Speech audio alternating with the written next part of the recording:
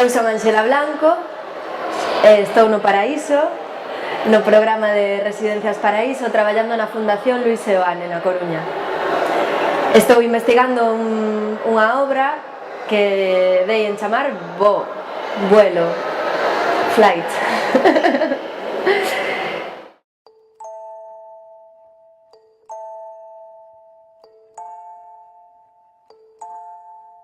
Un voo é un baile, é algo sinxelo, algo orgánico, algo efímero.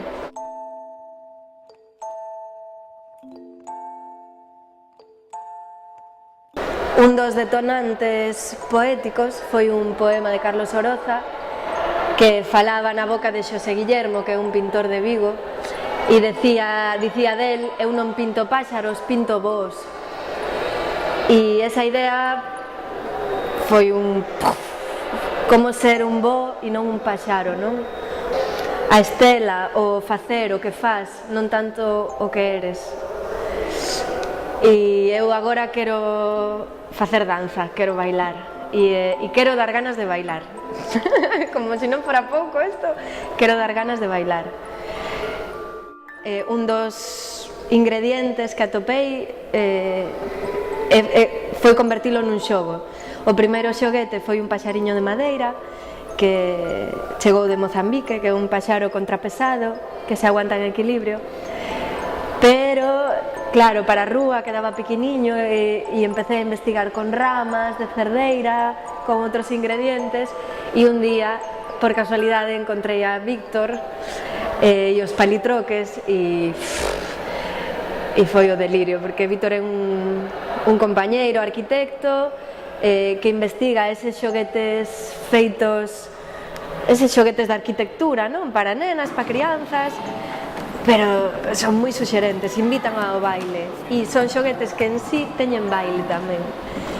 E empezamos a falar desto, de cousas que teñen baile, non? Como esta estrutura, de repente tía paras e ten baile.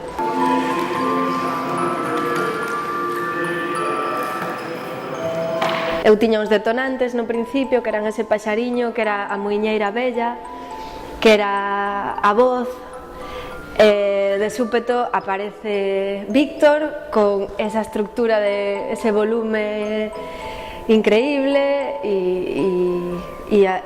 iba por un lado e vira, non? E colle o centro, esa estructura. Mais do que, bueno, hai algo aí que volvo, non? Que me pide como un ambiente que facilite tamén o trance, esa atmósfera de contemplación, porque ao final para min bo é eso, xenerar un tempo para que outras contemplen o movimento e algo armónico, como se viras unha bandada de paxaros, non? Realmente non é nada e ao mesmo tempo é hipnótico, non?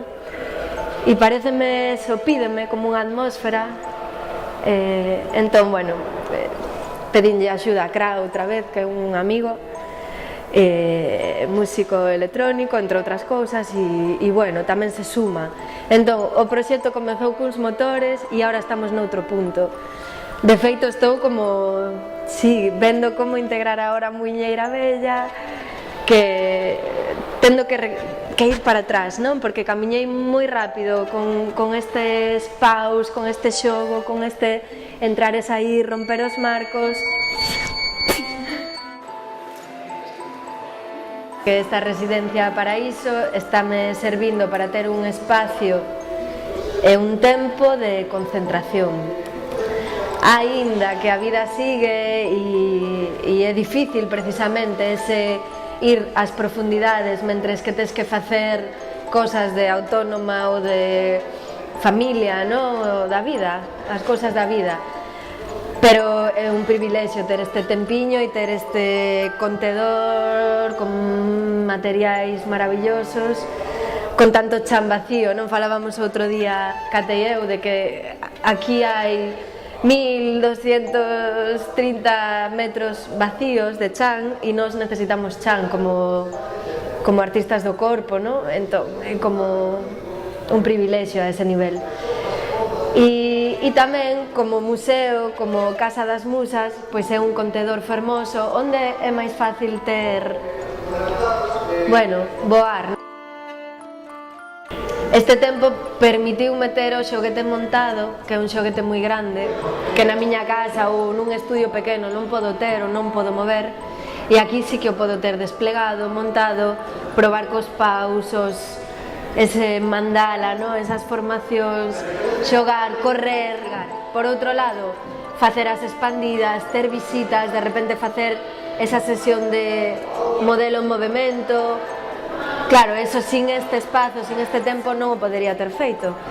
E estáme axudando a encontrar texturas, materiais, o sea, está facendo que a obra creza a nivel movimento, a nivel plástico,